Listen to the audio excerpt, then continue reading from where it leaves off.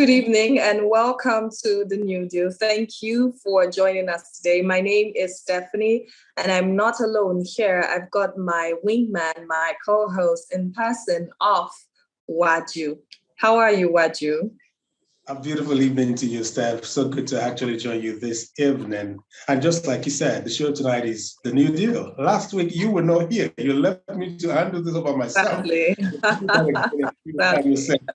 But, this week promises to be another exciting, conversation as we play host to one of the best individuals in terms of his mind and the way he dissects issues on the show today. You'll be on the lookout for that individual because in a couple of minutes, Michael also will be, unwrapping and unraveling that very great personality.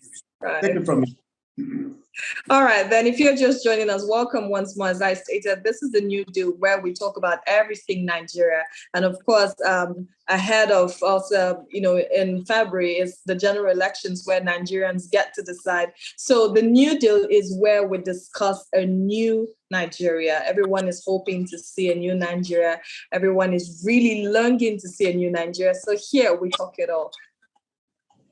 So just like you said, it's really something that I believe that all Nigerians who mean so well for this country should really get involved with and start doing. And that's the reason for this special platform where Nigerians who have actually undergone the very worst experiences, in terms of a national life and who hope for something better, we invite them on the stage and they come share their thoughts with us regarding how to really birth that nation that we all can be proud of. And tonight, who else would really help us have that conversation, if not the one that I proudly call my Egmo, a lawyer by profession, as a human rights activist and a public affairs analyst in the person of Egmo Dele Farotimi. If you are a lover of Nigeria, you must definitely have heard that voice severally on different platforms. He's going to be our guest tonight on the show.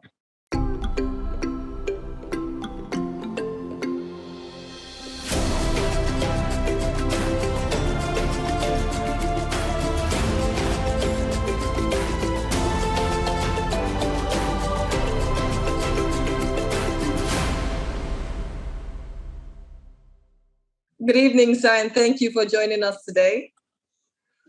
Good evening, Stephanie. How are you? Very well, thank you. It's a pleasure to have you on the show. Thank you for having me. Pleasure to be with you. Right. And just as Waju introduced you as someone who really loves Nigeria, I mean, right now it's the season where everyone is talking about what's to come in February. We've seen so much, we've had so much. We're all excited and we're anticipating. Well, let me say this first. Since Waju did a job of interviewing me and calling me names that I do not bear, let me quickly take them off my shoulder before somebody listens to him and take his words literally. I am no longer a lawyer. I do not practice law again. I was never a human rights activist. I don't accept that gap. Why should I be proving my humanity to anybody? So why should I need to prove my humanity to anyone?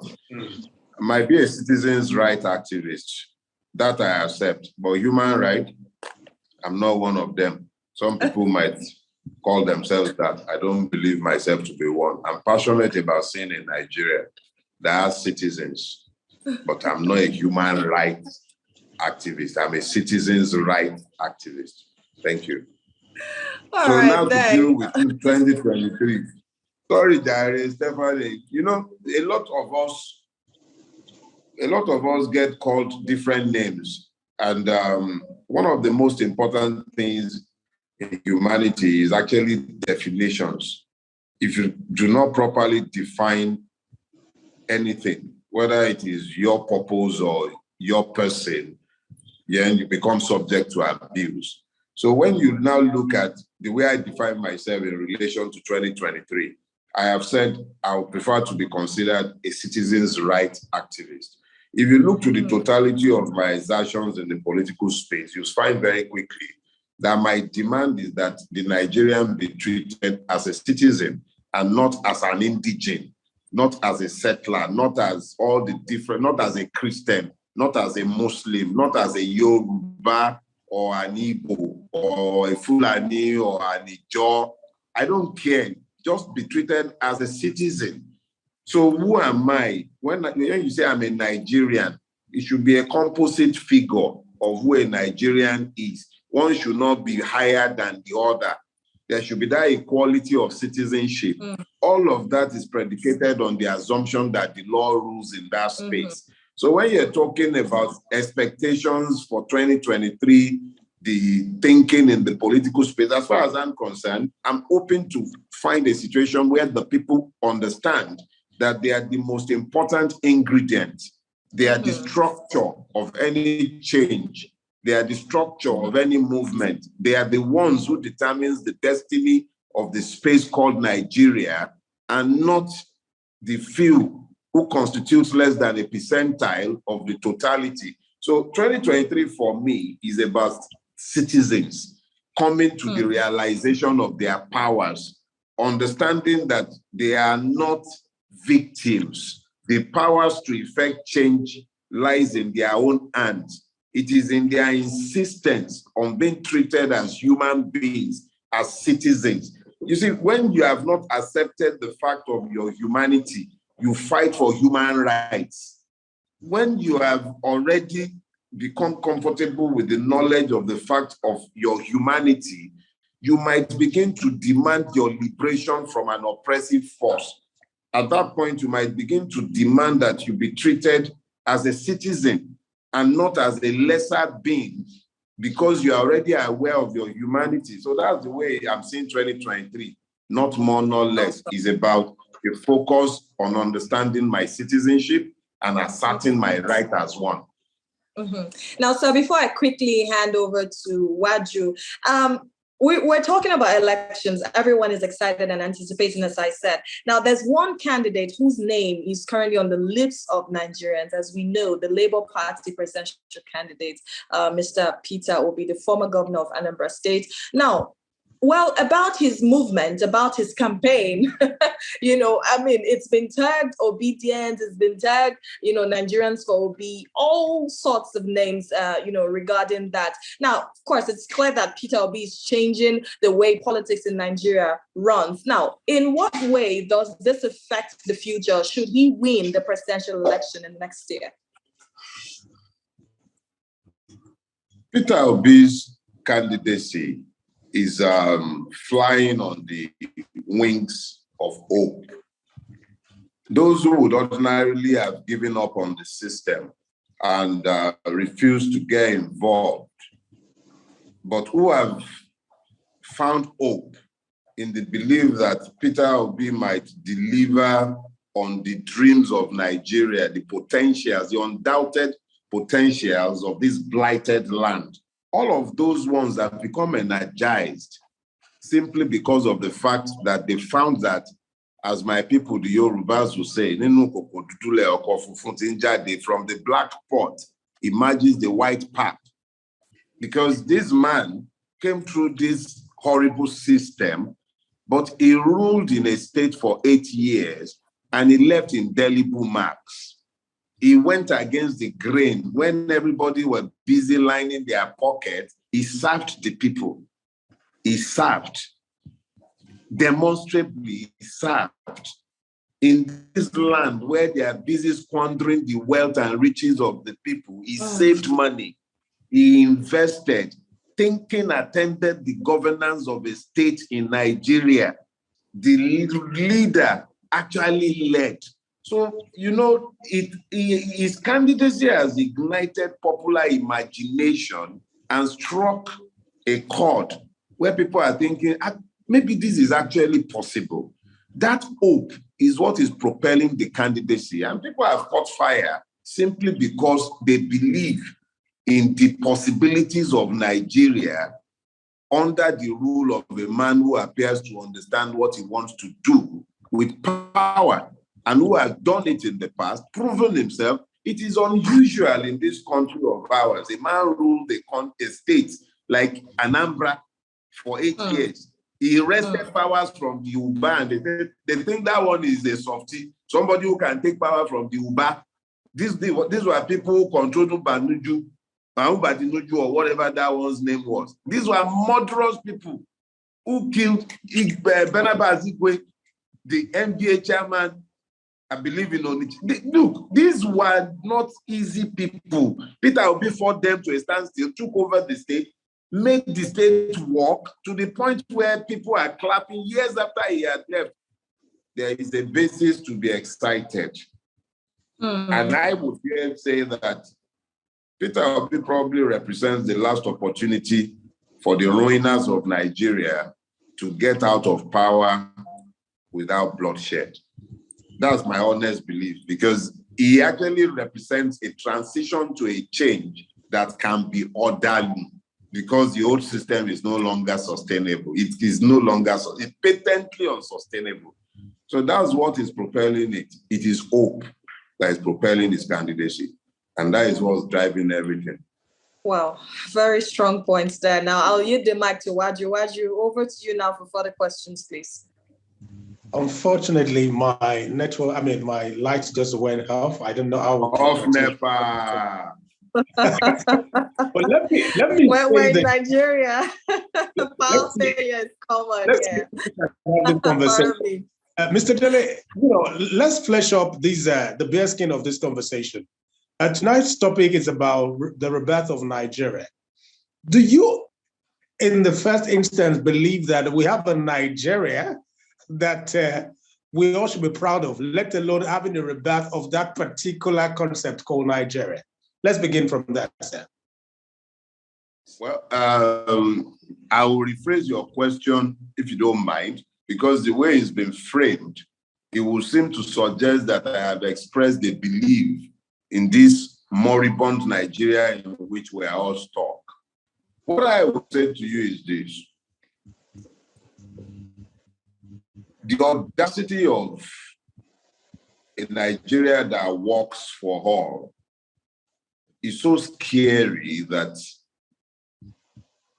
if one has any modicum of imagination, it becomes very attractive. But I am not fixated on the idea. If Nigeria can be made to work, it can be a superpower within 50 years. And that is not exactly a lifetime in the life of a nation. Nigeria can move to the first world, I repeat that without any hesitation, within 50 years on the back of selfless, visionary leadership, anchored to the rule of law. So it is worth fighting for, but it is not worth dying for. And I would explain myself. The Nigeria in which we currently live is an unjust, evil, and moral empire. It can be changed for the better, and it can be changed for good, but it is not worth dying for. However, the idea of it, if it can be fixed, it is one our children will be proud of and from which patriots can evolve. The one in which we live right now, which does not have citizenship for anybody, can hardly demand patriotism from the persons it has denied, to whom it has denied the rights of citizens. So I would be nuanced in my response. I am not fixated on the idea of Nigeria. If Nigeria, as it is, will refuse to be reformed, I have no problem whatsoever supporting the idea of breaking it up. But I do not see a viable way of doing that until we have exhausted all possibilities and hope of reforming it. But the way it is right now is unsustainable. And I'm not subscribing to a change of personnel that does not change the structure. It is structured to consume. And it's not only consuming materials, it's consuming human beings. It's consuming hopes, it's consuming dreams, it's consuming aspirations. That's why the young are fleeing from it. That's why they are running away. That's why the youth wakes up in the morning, praying, fasting, stealing and begging to run away from it because it kills. But if it is tweaked to work for all, it's paradise. Mr. Dele, sir, you're a realist.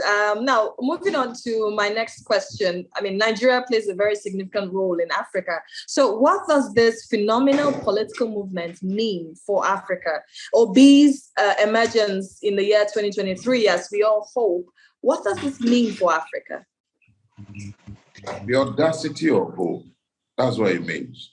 It means that Africans, if we can enthrone Obi in Nigeria, what it means is that that country, one of only two in the whole of Africa that has the capacity to propel the Black race to prominence, finally has a thinking, visionary leadership.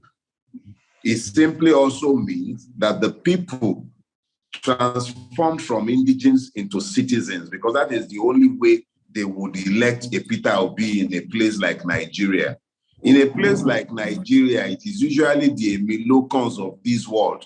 It is usually the Mekanos of this world. That's Atiku and Tinubu. Usually, in a place like Nigeria, those are the ones who get elected, because usually the people would always validate the stereotypes and always take one of the evil twins. But unusually, and for some pretty weird reason that are only known to God, and I'm sorry I have to call the mystic into this issue, but truly, when you look at the Peter Obi candidacy, you begin to realize that certain things that are falling never there. Peter Obi is more or less the beneficiary of a struggle, sometimes some of which he knew nothing about. He just is the man in the right place at the right time, and things are falling into place. And if that should happen in Nigeria, it is bound to have a ripple effect across the length and breadth of Africa. Look at the kind of shenanigan that happened with Nigeria and Kenya in the deportation, or rather the rendition of Nnamdi Kanu to Nigeria. If our country had been under the rule or leadership of a man who obeys the rule of law, who recognizes and values the rule of law, we would never have been involved in that criminal act, because the net effect is that even our own court in Nigeria has pronounced that the rendition of Nnamdi Kanu was illegal. So it simply meant that our government in Abuja, our president, is criminal. We are being led, Nigeria was led into the criminal act of abducting his own citizen in a foreign land. That tells you the kind of thing we have done. We corrupted even Kenya. So what kind of rogue nation have we become in Africa? So if we must become a force for good, Peter Obi's presidency will be a good place to start, because it will send a signal across Africa. The Nigerians have indeed woken up, and we are ready to be better than we have been. Hi, Waju is back. I can see now. Waju, would you want to take over from here? Do you have a question or two for Mr. Dele? I listened to Mr. Dele, and in his earlier analysis of Peter Obi and his time as a governor of Anambra State, he posited, Peter Obi as soft, but at the same time firm, as gentle, but also tough, particularly on those establishment individuals. So I'm going to ask you this question. I know in the last couple of weeks or months, you've had the honor of working with him as one of the spokespersons of the PCC. Would you say that the Peter Obi you have met in recent times really, really embodies the Nigeria you would want to see as an individual? I've taken my time to study your person. I've taken my time to listen to some of your engagement in time past, and I seem to have an idea of your kind of person. Is Peter Obi an answer to some of those thoughts and imaginations about Nigeria that you've always had? Put it this way. 1,000 Peter Obi cannot change Nigeria. Let's be clear about that. 1,000 Peter Obi cannot change Nigeria, nor can 1,000,000 Dele Farotimi for that matter. What is required are good systems, but systems are built by men.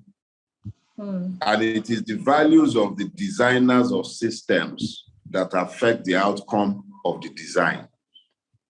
Those who have designed Nigeria up till this point have designed it essentially as a slave plantation, a place from where to extract maximum value and return nothing of value to the people. So Nigeria has been governed by men who have had no vision of doing good. They just want to steal and then steal some more. So perversion has governed all of our governance exertions and even the construction of our governance systems. So they are reflective of the characters of the human beings who have been at the helm of our affairs. If you have no purpose beyond stealing, then it is almost impossible for you to design anything that is sustainable. And that is the unfortunate reality of the last 60 plus years of Nigerian existence. However, when good men build systems, it is not unlike men who plant trees, knowing that they will not live long enough to eat of the fruit of those trees. I believe that Peter Obi has introduced himself sufficiently, and not just in the last 2-3 months, I've barely seen him more than 2-3 times in all of that time. I've not been on the campaign trail. I've been doing more of these and online engagements, and I've taken on whatever assignments I've been given by the campaign. But I have become completely convinced over the course of the month that the man means what he says. I don't agree with everything he says, but as I have sought to explain to a lot of people, the difference between a political movement and a political party is that in a movement, you might not get everything you want, but you find the overarching ambition and objective of your own collective reflected in the movement. So you come in. When we get to the point where we need to begin to deal with the nuts and bolts of governance, we might have differences in approaches. I am perhaps a little more fundamental in my demands in relation to restructuring, but I understand that it is easy to criticize. It is another thing to govern. He is a politician. I'm a critic. So the politician has to build consensus. And I have learned to respect the fact that fundamentally he's at a good place and it means well. Let's quickly take a break. After now, we'll continue with the conversation. Please forgive me for cutting to your flow. Thank you, sir.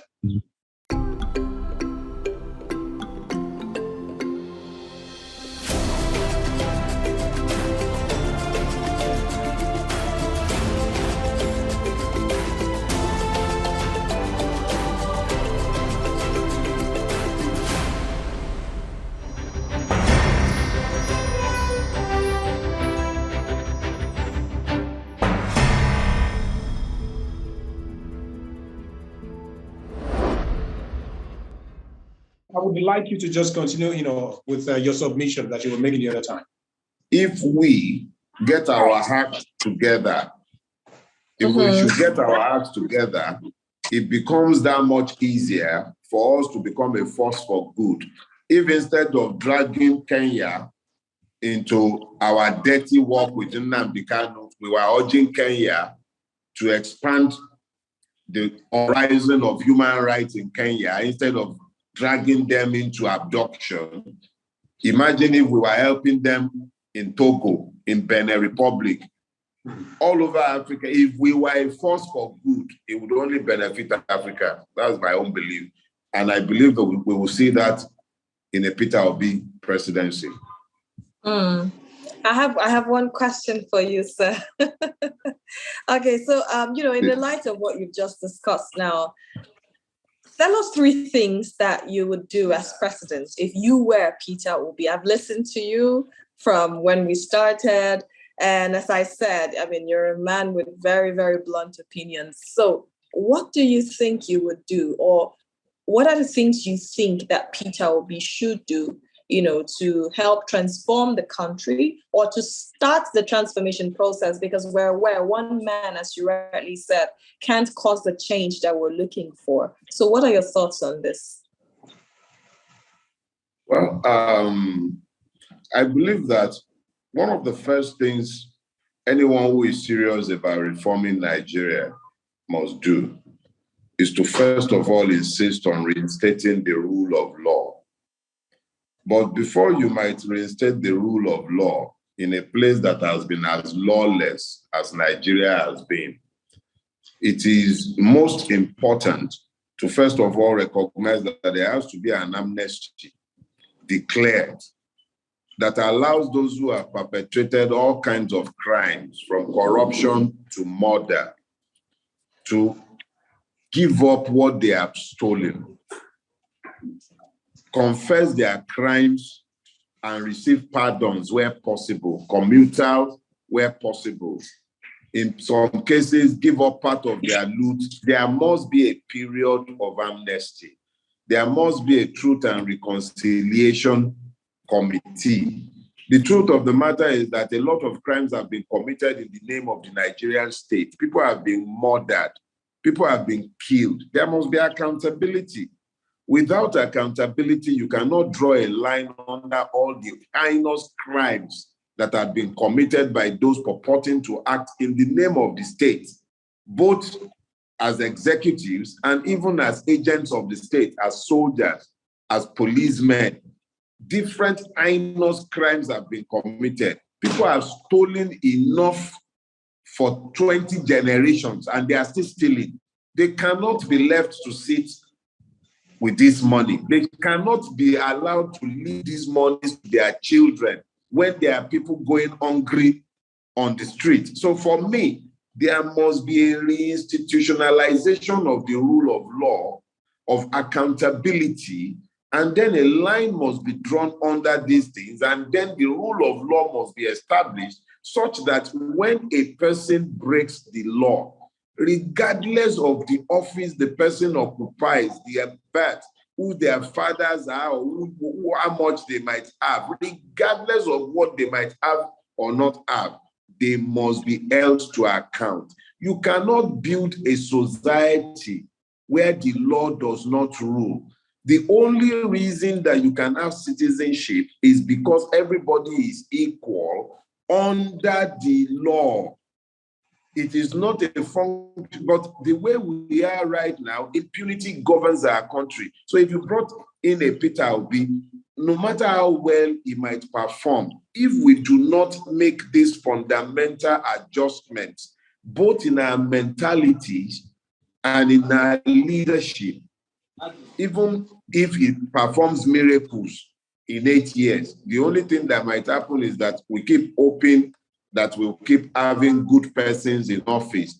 But remember, and I'll round it up on this note, the only reason America survived Donald Trump is because it had built strong institutions. Without strong institutions, not law, institutions, Donald Trump would have overrun America and a coup would have been perpetrated in what is supposedly a democracy. If Peter Obi left office without having built institutions, or at least began the construction of institutions, and institutions are not built on persons, they are built on laws, the rule of laws. Without the rule of laws, you cannot build any institution. So if the only thing he achieves as president of Nigeria is to reinstitute the rule of law, he would have set Nigeria on the path of rectitude. But I am not Peter Obi, but I believe he will do his best. I am convinced he will give it the best shot. Thank you so much for your very honest submissions, as Mr. Dele Farotimi. Thank you so much. Is Waju there? Would you like to add a thing or two? I'm there. You know, I took my time to also listen to what Mr. Dele had to say, but this question I'm going to throw at him is one that I'm sure that is of importance to him as well. In the last couple of months, we've had different polls, you know, from Bloomberg to other, polls like that. Just a couple of days ago, we had ANAP. Every of these, polls seems to have actually thrown Peter Obi up as the one in the clear lead. Do you think that's really reflective of the situation of things in Nigeria, or are those polls doctored as being insinuated by those in the other parties? Well, let's put it this way. Yorubas have this proverb. They say, "Eshin Otani Okinga." Your enemy's horse is really taller than a goat. Your enemy's horse, you really describe it as being taller than a goat. That's just the way it is. The Nigerian people are speaking eloquently across the length and breadth of Nigeria. As I have said earlier on, hopelessness had governed this country for almost 8 years. Complete hopelessness. In the years of the PDP, as clueless as the PDP might have been, it at least traded in hope, and the people could hope. But that hope has been evaporated, completely extinguished under the rule of General Buhari and his horde of locusts. The fact that the two political parties now threw forward what I have earlier described as the two horsemen of the apocalypse and brought forth Emilokon and Mekano. What that did was that it left the people even more despondent. And then Peter Obi showed up. Peter Obi is the X variable, the one they didn't plan for or expect. They never planned for him. The assumption was that we will be snookered into a choice between stupid and evil. It was always going to be between Atiku and whoever the APC was going to throw for. The APC deliberately waited for PDP to confirm his candidacy before presuming to bring out his own. They never factored in an Obi candidacy or a movement evolving around his candidacy. The polls are not even reflective of the truth. See all those undecided. They are Peter Obi voters who are afraid of the consequences of confessing who they will vote for. They are Peter Obi supporters. What people do you expect a Danfo driver in Lagos to tell you he will vote for Peter Obi? How? You expect a civil servant in Lagos to tell you he will vote for Peter Obi? Do you want a market store owner in Lagos State to tell you he will vote for Peter Obi? He can't. The intimidation is real. So people will tell you they are undecided because they don't want to holler. They don't know who you are. You say you are a pollster, no problem. We don't know yet. So what you are seeing are people who are hiding their voting intention because of fear and intimidation. But nobody will follow them into the polling booth on that day. I am telling you without equivocation, I expect a Peter Obi landslide. And now, Mr. Dele, before I hand you over to Waju, I believe it's about time we draw the curtain now. One word for Nigerians in the build-up of the 2023 general elections. Well, what I can say to you is this. Nigerians need not be fearful about the 2023 general election. They should be hopeful. They should keep their hope, remain hopeful. However, be vigilant.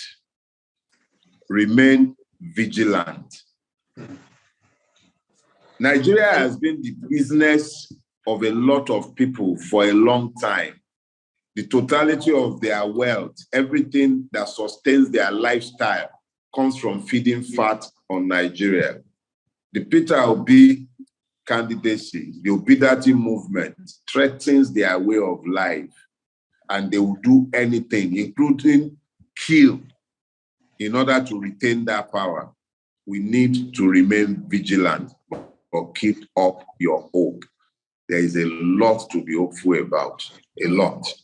I believe we'll win. Over to you now, Waju. Take it from here. Before we call it a wrap on tonight's edition of The New Deal, Tonight's topic is all about the rebirth of Nigeria. Should Peter Obi fail to win the presidency, are you sure that we could still have the rebirth, or is it what you once described as a degeneration into anarchy? Is that what is being expected after now? Should he fail to win that election?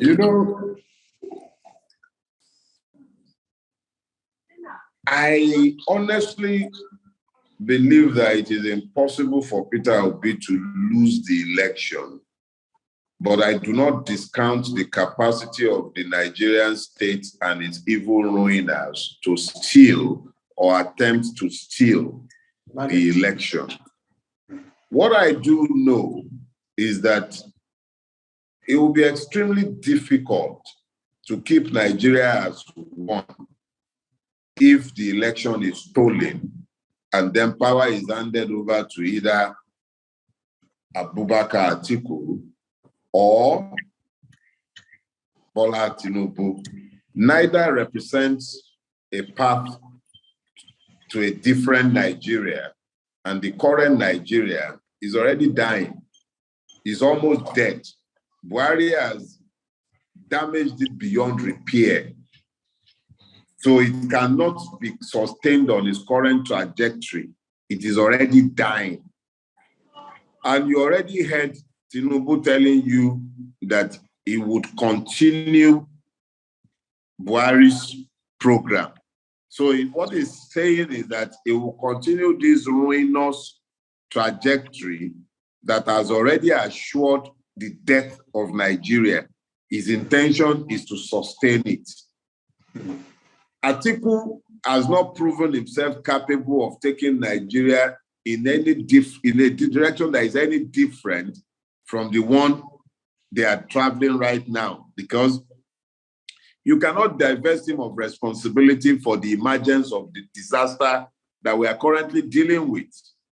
So as far as I'm concerned, both the PDP and the APC are not unlike the letter Y. Even though it has two branches, it ends up with one and. It is one and the same. Peter Obi is the last chance for Nigeria to escape from the destructive path it had chosen for itself for some years now. And that's my firm belief. That's my firm belief. Waju, any more? So much for being part of our show tonight. It's really been an informative and educative session with you. Each time you make yourself available, I have to learn one or two things from you, and it's always a privilege to really be under your tutelage. Thank you so much for sharing. Thank you very much for your time. All right, and enjoy yourself. From me, thank you so much for joining us, sir. Thank you. Okay, guys. I mean, it's been really an enjoyable experience again tonight. And what's the time we've had with Dele Farotimi? I mean, he corrected me when we started. He said he wouldn't want to be referred to as a lawyer again, even though he trained as one. You heard it from him all. I mean, he took the words straight out from our mouth, and it's been really insightful with him. It's been really, really, really thorough with him. I see him as a man with very honest submissions, and he whatever he says, he owns it with his chest. So it's been really, really beautiful with him this evening. Yeah, beautiful, beautiful. Hearing from him. But I'm going to ask you this question, Steph. Let's just have a little banter before we go. Do you think that Nigeria could really be reborn, as it were? Well, I do think so. I do think so. I mean, in all honesty, I do think so. I'll borrow from his words. Well, in as much as we've advanced this far in self-imposed destruction, I believe there's a comeback for everyone who's decided to make a turnaround. Well, it's never too late. As far as we still have people like myself, yourself, every other person watching this, who is really itching for a rebirth of this country. We have the likes of Peter Obi's, the likes of Dele Farotimi. I mean, yes, a rebirth is very possible. You heard it already. A rebirth is very possible. And all it takes is for you to come together, and let's see how we can make it work. I guess how we're going to do that. Come 2023, get your PVC, go to the polls, and make sure you cast your vote in favor of Labour Party. and then Peter will be. Rest assured, after then, we're going to have a smooth, a sweet, and a very interesting Nigeria. It's been a pleasure. Thank you so much for calling the Dynamo about the honor of doing this with my one and only boo on this platform, Stephanie. Thank you so much. Thank you, everyone, for watching. It's been a pleasure having everyone here tonight. Thank you, and good night from us.